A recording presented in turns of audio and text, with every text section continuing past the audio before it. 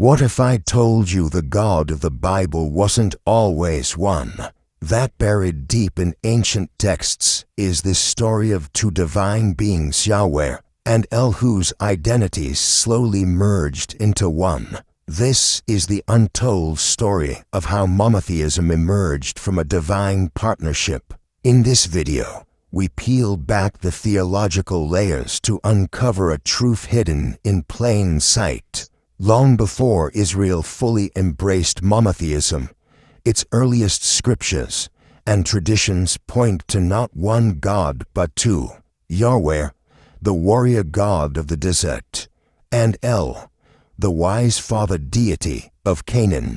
Through ancient inscriptions, Ugaritic texts, and biblical clues, we reveal how Israel's faith evolved from a divine council of many gods to the singular authority of Yahweh. Who was El? How did Yahweh rise to supremacy? And what does it mean for the roots of modern religion? Prepare to question what you thought you knew about the Bible's God. Before the monotheistic declaration that the Lord is one, the ancient religious landscape of Israel was anything but unified. The Bible, as we know it today, presents Yahweh as the singular and supreme God of Israel, but hidden within the earliest layers of Scripture and supported by archaeology and ancient texts, there is evidence that two distinct deities, El and Yahweh, once coexisted in the Israelite imagination.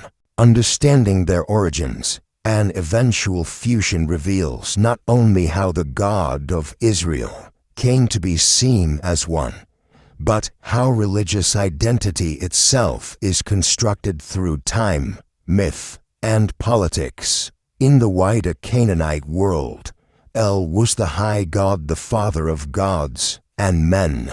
As inscriptions from Ugarit, an ancient city in modern-day Syria, describe him, he was portrayed as a wise, elderly figure, a god of creation, judgment, and kingship. El presided over the divine council, a pantheon of lesser gods including Baal, Anat, Asherah, and others. He was not a storm god or a warrior, but rather a patriarchal authority who granted rule to younger deities, who executed his will. In contrast, Yahweh seems to have emerged from a very different origin.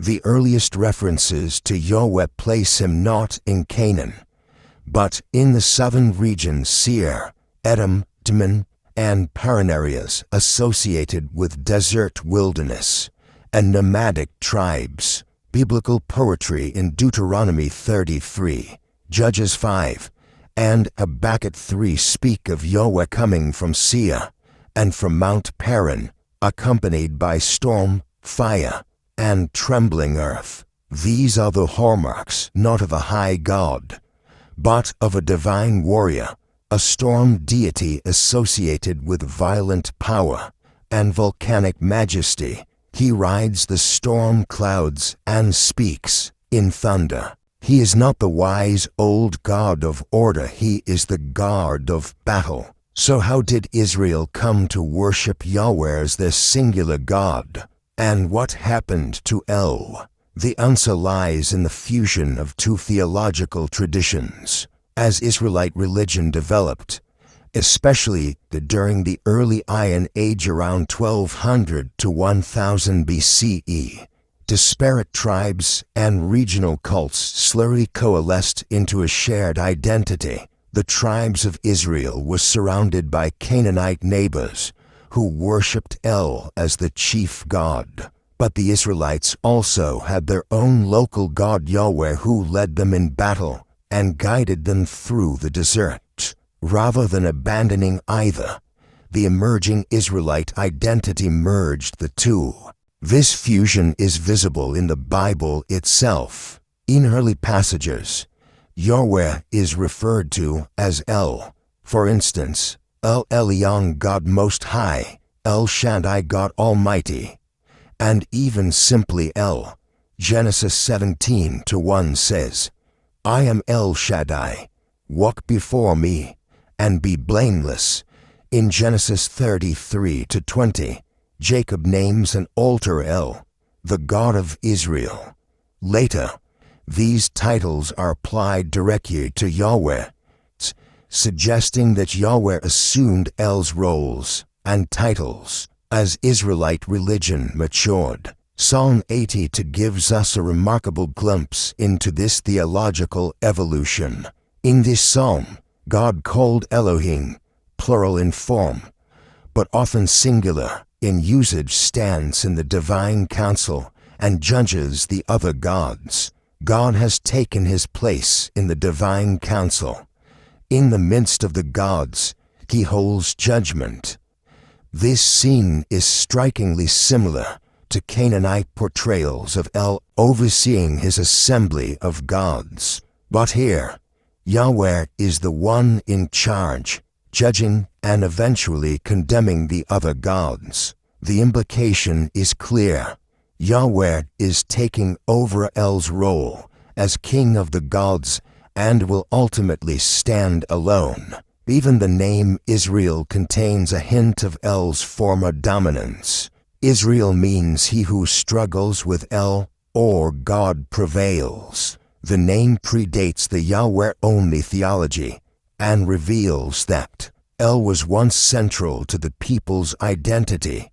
Yet, over time, Yahweh was elevated above all, absorbing El's authority and erasing the divine council as merely symbolic or heretical. The Deuteronomistic reforms during the reign of King Josiah in the 7th century BCE pushed this theological transformation to its climax. Josiah's reforms sought to centralize worship in Jerusalem and eliminate all other cultic practices, including the worship of Asherah, Baal, and other gods or goddesses tied to Israel's past. These reforms didn't simply purge foreign influences, they recast Yahweh as the sole, eternal, and universal God of Israel, past and present. The idea that other gods had ever existed or been worshipped by the Israelites was rewritten as rebellion, idolatry, or misunderstanding, but the memory of El did not vanish without a trace. In many biblical names, such as Daniel, Nathaniel, Ezekiel, Emmanuel, we still hear the echo of El. These names were not rewritten to include Yahweh, Yah, or Aya endings, suggesting that both names were once used interchangeably or side by side. Scholars propose that this theological blending allowed for a smooth cultural transition from tribal religion to national monotheism. Yahweh could be the fierce God of the desert and war, but also the compassionate creator and king, roles once attributed to El. This merging satisfied different regions, classes, and cultic traditions within ancient Israel and laid the foundation for a unified religious identity. The process wasn't just religious, it was political. A singular God meant a singular authority, a unified kingdom under a divine king. By merging El and Yahweh, the priests and scribes of ancient Israel could centralize power, legitimize monarchy, and distinguish themselves from neighboring nations. Yahweh was no longer just one God among many. He was the God who had always been, even if his past had to be reshaped to fit that vision.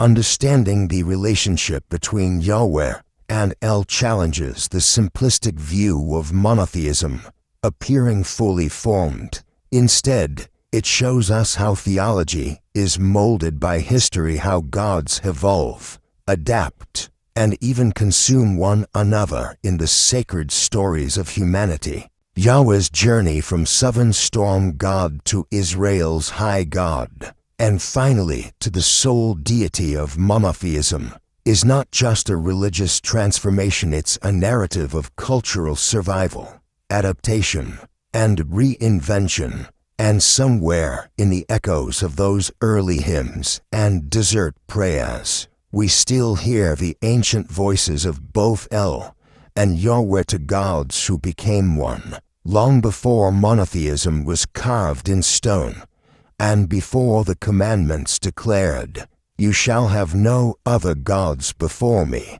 The land of ancient Israel was alive with competing divine names, rituals, and sacred mountains. In this fertile chaos of gods and worshippers, two divine figures stood above the rest, Yahweh and El. Most modern readers of the Bible assume they are the same, interchangeable names for the one true God. But when we look closely at ancient texts, forgotten psalms, and archaeological discoveries, we uncover a far more complex truth. Yahweh and El were once distinct gods, and their eventual merging would reshape the religious destiny of the world. To understand this, we must go back in time to the late Bronze Age and early Iron Age, where the spiritual landscape of the Levant was a tapestry of local deities.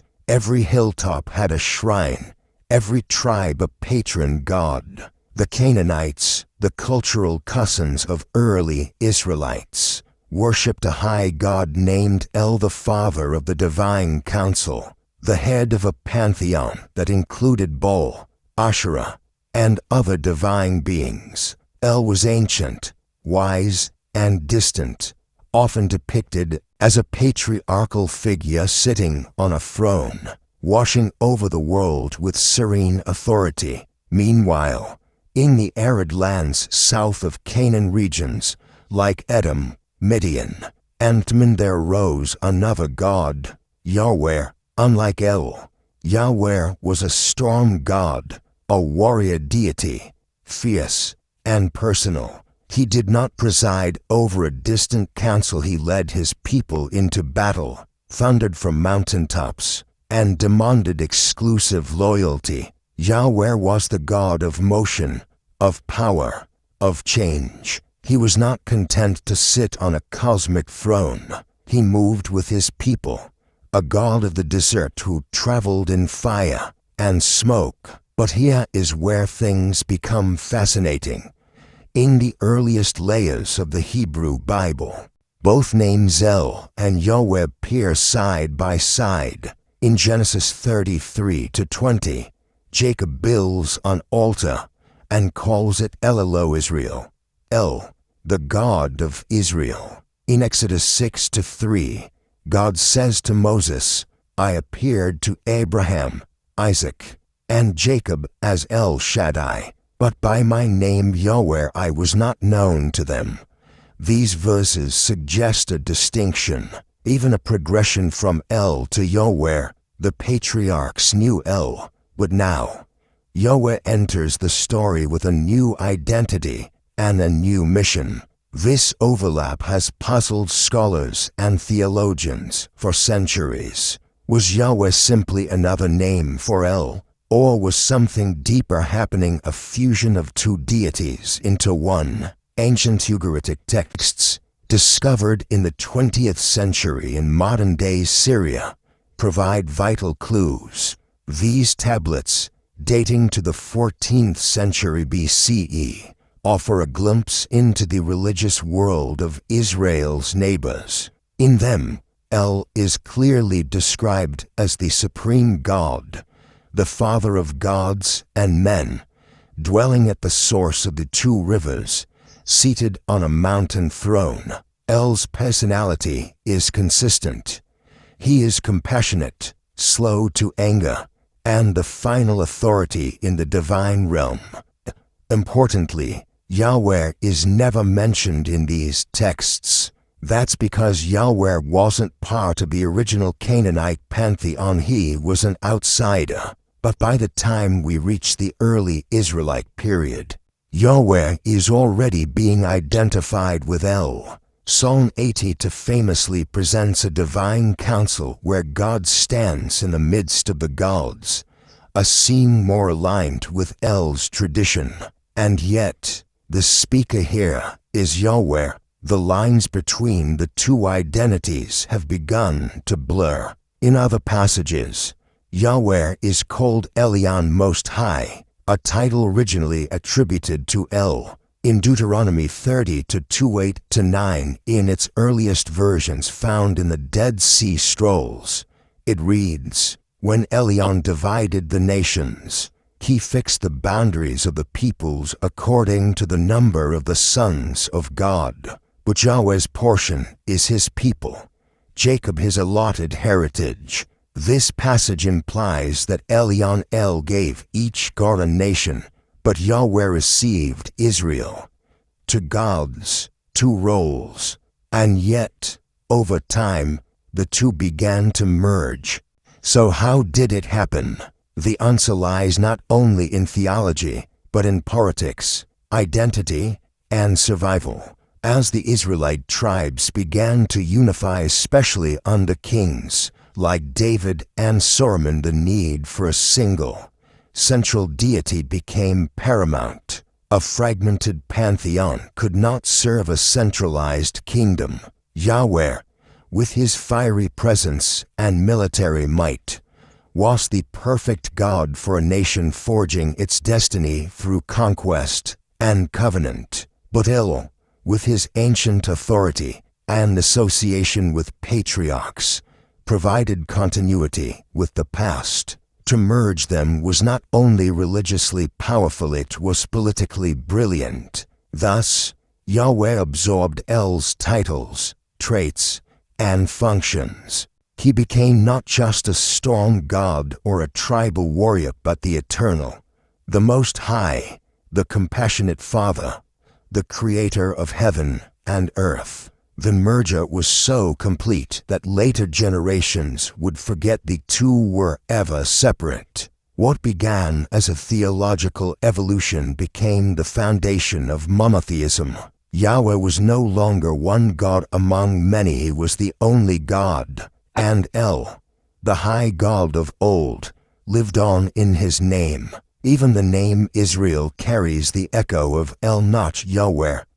It means he who strives with El, a name given long before Yahweh took center stage. Yet by the time the Hebrew Bible was compiled in its final form, Yahweh had become the central figure of Israel's story, leading them from Egypt, thundering at Sinai, speaking through prophets, and ultimately calling his people to righteousness. But archaeology continues to remind us that the journey from El to Yahweh was not immediate.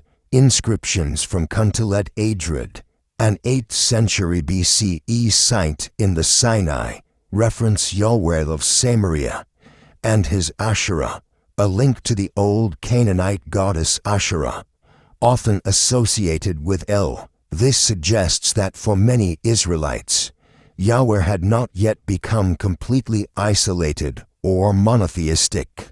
The evolution took time. Belief is not born in a moment, it unfolds through generations. Understanding the ancient distinction between Yahweh and El does not undermine faith, it enriches it. It reveals how religious identity is shaped by time, place, and human experience. It shows how divine names carry memory, how theology adapts to history, and how the God worshipped today was formed through layers of story, encounter, and revelation. In the end, the merging of Yahweh and El created something unprecedented, a singular God who was both transcendent and near, ancient and active, Father and warrior, Judge and Redeemer. From these roots, the tree of monotheism would grow, and the world would never be the same.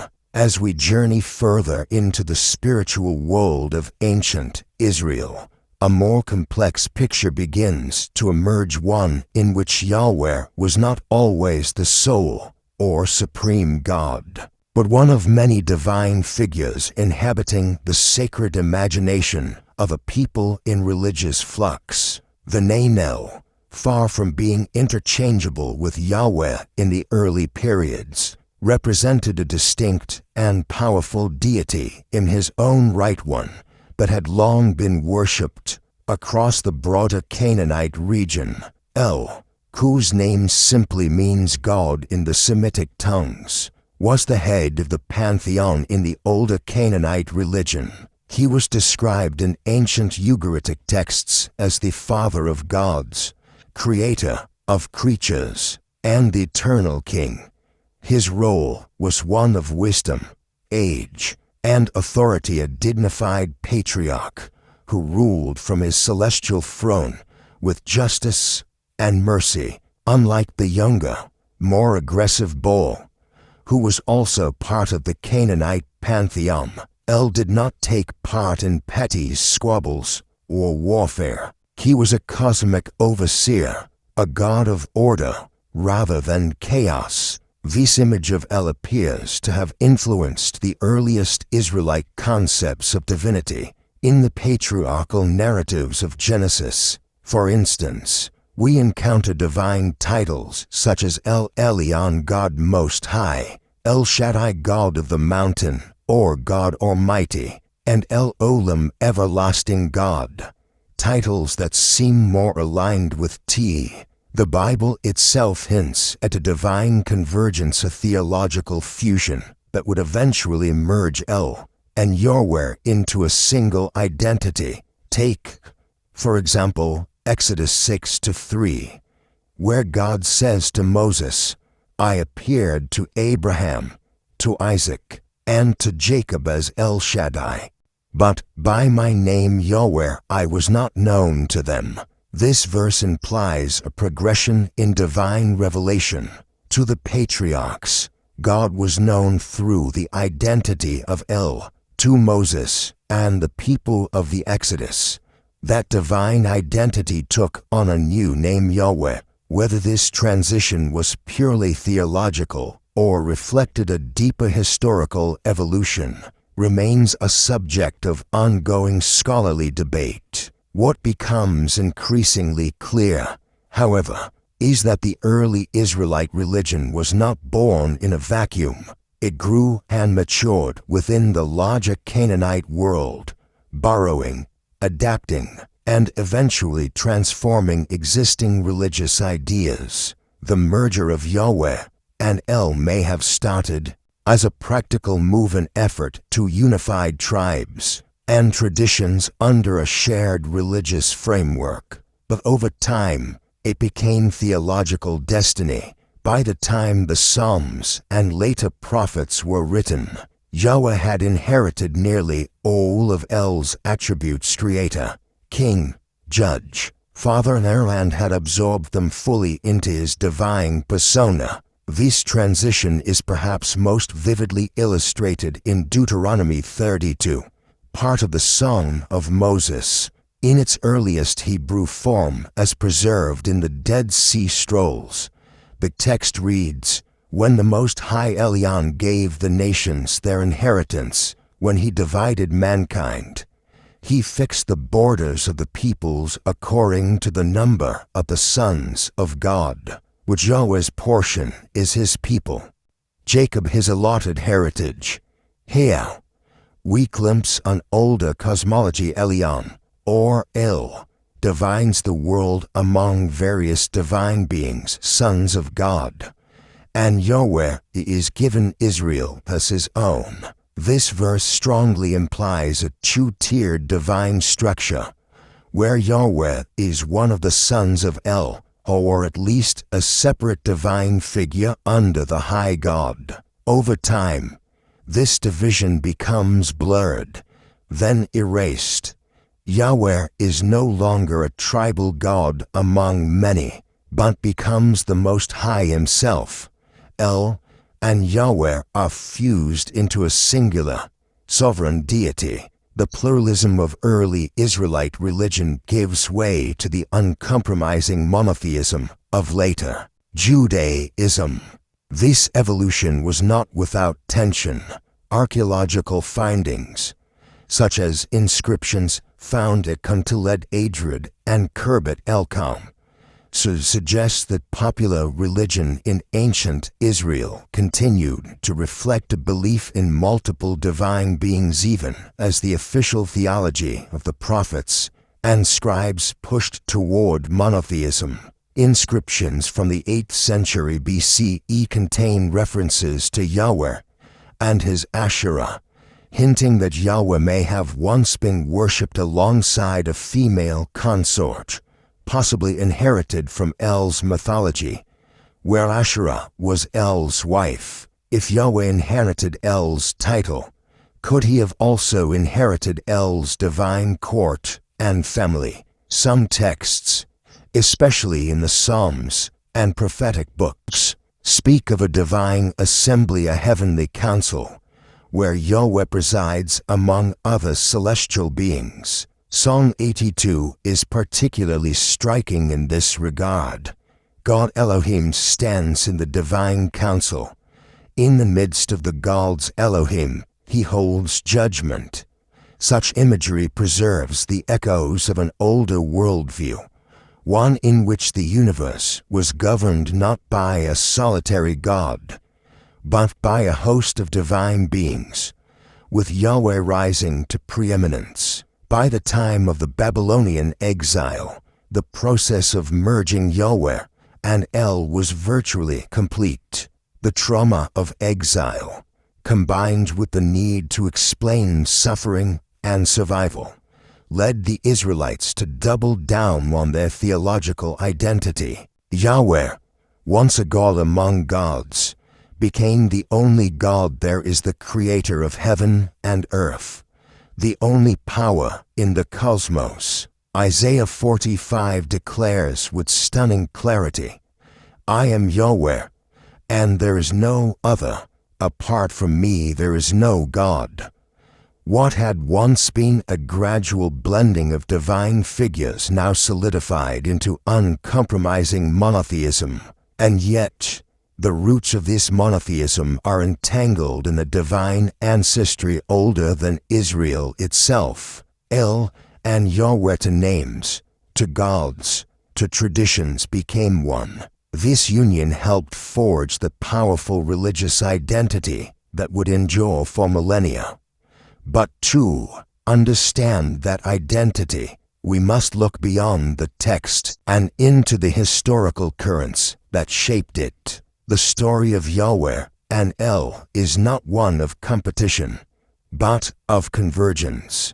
It is a reminder that theology, like history, is not born overnight. It evolves. It absorbs, adapts, and redefines itself. And in that evolution, we find not weakness, but something more profound, a faith that is living, dynamic, and rooted in the deep soil of human experience. The subtle fusion of Yahweh and El did not happen in an instant. It was a slow process, unfolding over generations through oral traditions, evolving mythologies, and political necessity. The scribes of ancient Israel, serving both faith and monarchy, began to weave together stories that preserved the legacy of El while elevating Yahweh into a central, supreme role. This fusion is not just evident in historical reconstructions. It's written directly into the structure of the Hebrew Bible. In the earliest layers of Scripture, particularly the Elohistic and Yahwistic sources, scholars have noticed something curious. Some passages describe God as El Elyon, the Most High God, enthroned above all others. Yet in the same narrative cycle, Yahweh is described not as a separate God, but as El's earthly agent or even as his son. Take for example Deuteronomy 30:2, 8-9, where, in the original Hebrew, we read that the Most High El Elyon divided the nations according to the number of the sons of God, and that Yahweh's portion was his people, Jacob. This strongly suggests that Yahweh was once seen as one of the divine sons in a larger pantheon, with Jacob Israel as his assigned nation. Later redactors, however, edited these texts to harmonize the theology. The Masoretic text, the later version of the Hebrew Bible used in most Jewish and Christian traditions, substitutes sons of God with sons of Israel, intentionally erasing the polytheistic overtones. But the older versions, like those found in the Dead Sea Scrolls and the Septuagint, preserve the more ancient memory. Yahweh began as one God among many under the supreme El, only later becoming equated with El himself. This theological merger was likely not just spiritual, but also political, as the tribal confederation of Israel sought to unify under a centralized monarchy. They needed a unifying God to reflect that consolidation.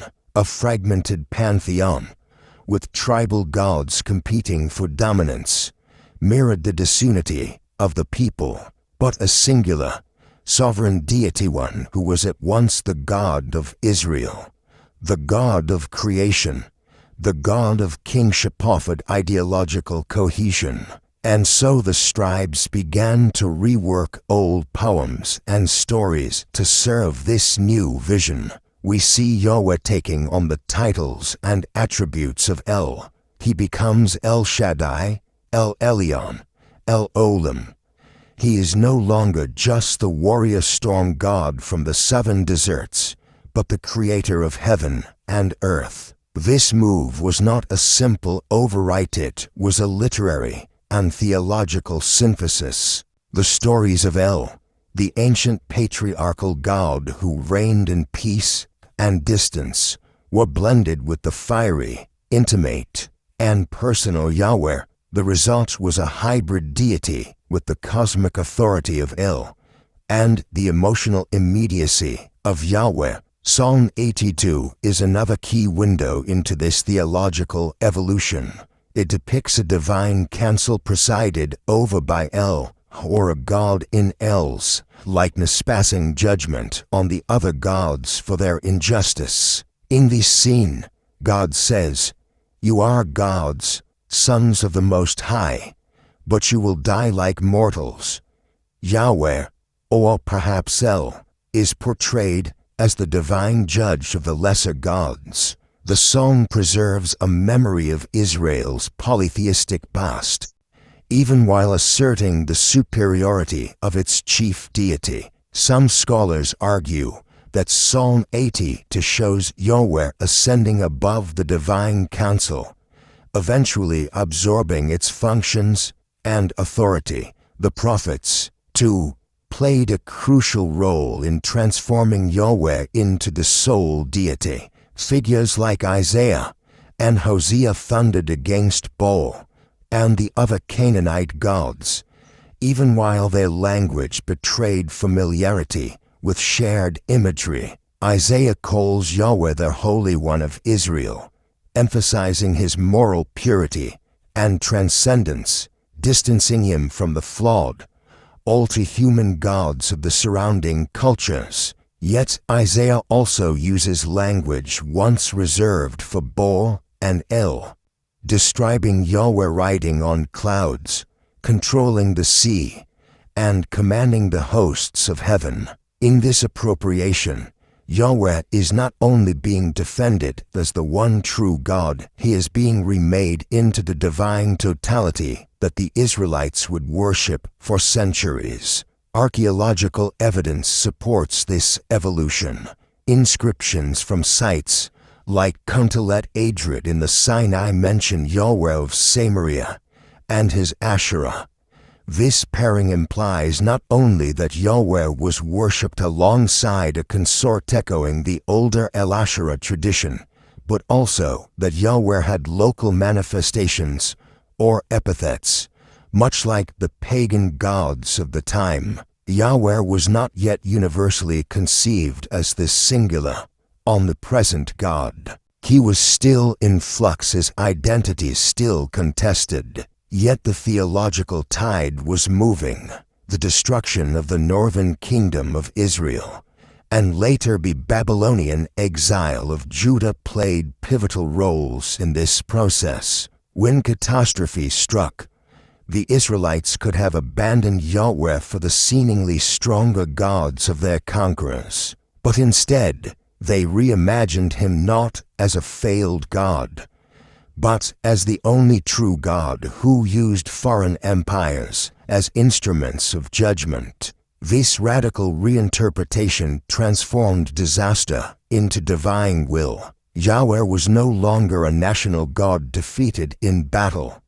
He was the cosmic ruler orchestrating history. This idea reached its maturity in texts like 2nd Isaiah, where Yahweh declares, "I am the Lord, and there is no other. Besides me there is no God." Monotheism, once a political necessity and theological experiment, had become religious doctrine. The God who once stood among the sons of El, who shared worship with Asherah, who rode storm clouds like Baal, was now alone, eternal, omnipotent, and indivisible. But the echoes of that older world still whisper through the pages of the Hebrew Bible. In names, in metaphors, in contradictory verses and ancient songs, the memory of El remains. He was not erased, but absorbed. His titles became Yahweh's titles. His cosmic throne became Yahweh's inheritance. And in that merger, the people of Israel found a God large enough to contain both history and hope. This transformation from a dual deity landscape to a singular divine name is not just the story of religion. It's the story of how identity, politics, myth, and memory shape the very nature of the divine.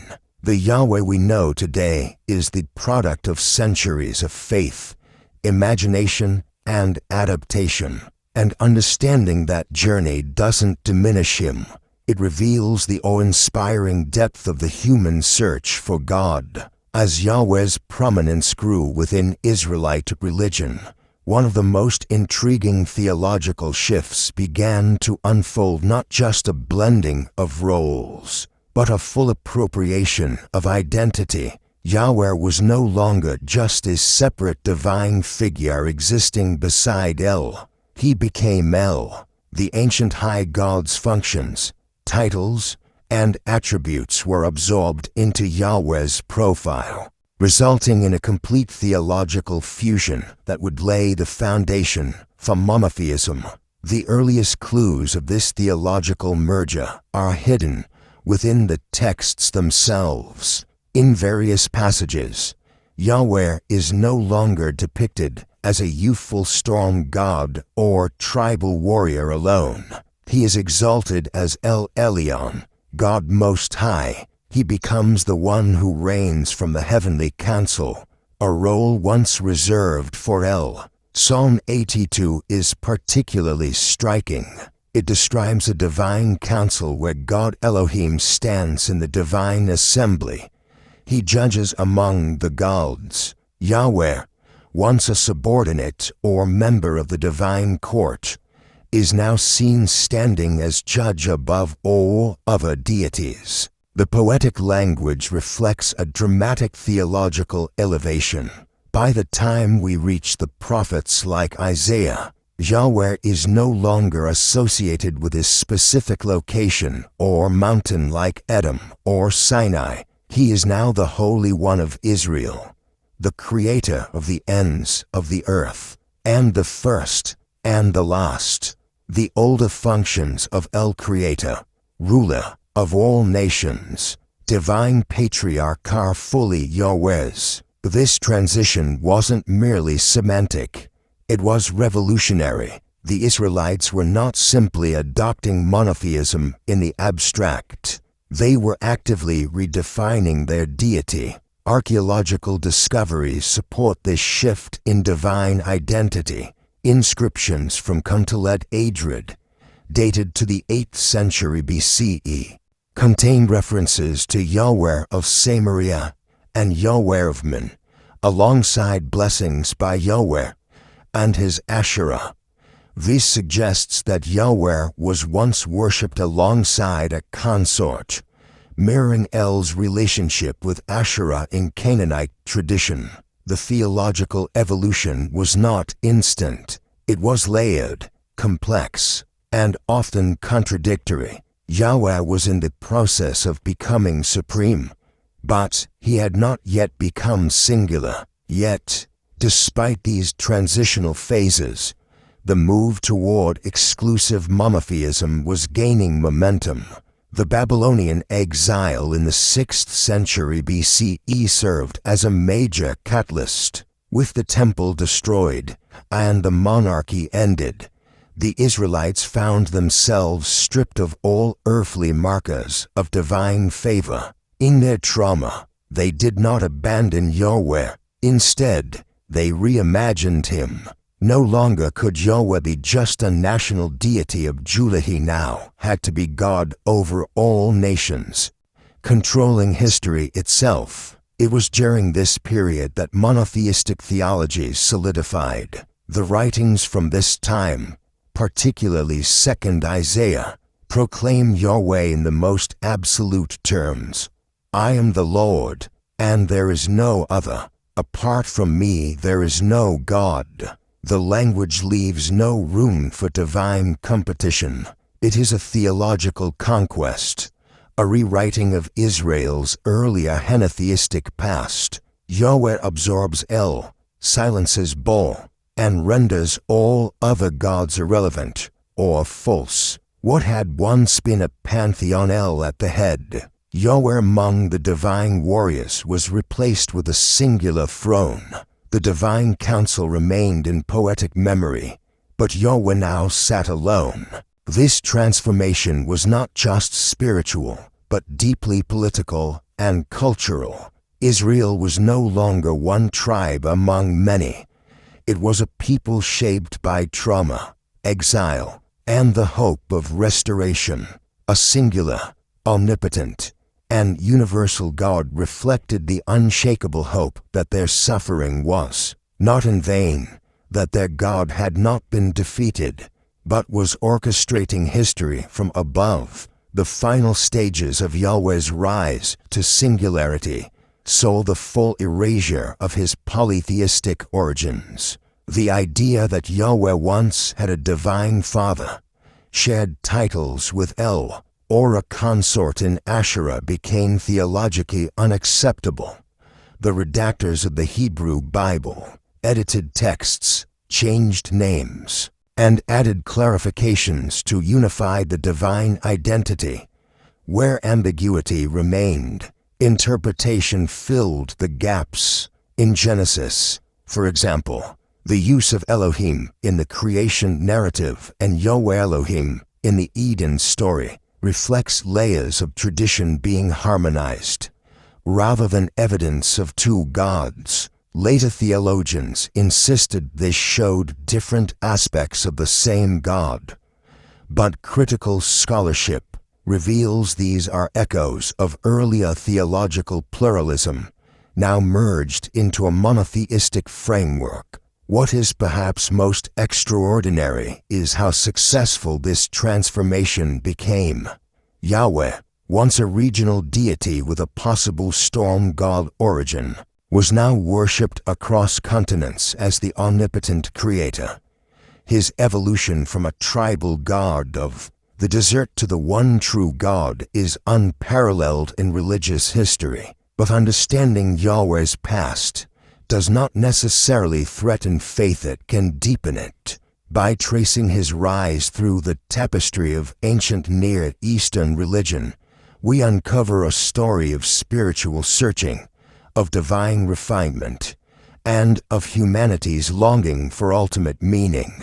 The God who began as Yahweh of Men, or Yahweh of Samaria, has become the God of Abraham, Isaac, and Jacob, the God who speaks not just to a people, but to all of humanity. And yet, the ancient shadows of El remain, Every time we read of Yahweh as God Most High, all God of hosts, we are hearing echoes of a time when the heavens were crowded, when Yahweh was not alone. His story is not one of origin, but of ascension, a story of divine ambition, transformation, and theological revolution. The story of Yahweh and El is not just about the past, it's a mirror held up to the evolving faith of a people, from polytheism to monotheism, from divine councils to the one true God. Israel's spiritual journey was filled with theological mergers, cultural fusions, and revelations. Understanding the ancient split between Yahweh and El helps us see the Bible not just as sacred scripture, but as a record of belief in motion. If this exploration opened your eyes, don't forget to like, subscribe, and share your thoughts in the comments. More ancient truths are coming. Stay tuned.